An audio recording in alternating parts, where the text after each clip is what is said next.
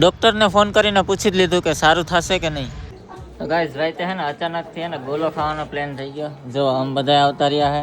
ના ભાઈઓ નહીં આવું તો વ્લોગમાં બધાને લઈ લેજો. અમે આવી ગયા ખેરા ઓ ભાઈ આવજો ખેરા. વાહ ભાઈ વાહ. ગુડ મોર્નિંગ જય દ્વારકાધીશ. કેમ છો બધા? સ્વાગત છે એક ન્યૂ વ્લોગમાં. આજ તો રાજે આવી ગયો તો આપણે યાર વર્કઆઉટ કરવા માટે ચાલો કર નાખીએ વર્કઆઉટ. બાઇસેપ કર્લ ને હેમર કર્લ મારવાનું છે. ચાલો કન્ટિન્યુ. અત્યારે ગાડી રિપેર થાય એ પછી આવી તો નહીં કામ એન્જિનિયર જો વાહ વાહ ચૂકવા તો જોઈએ બાપુને.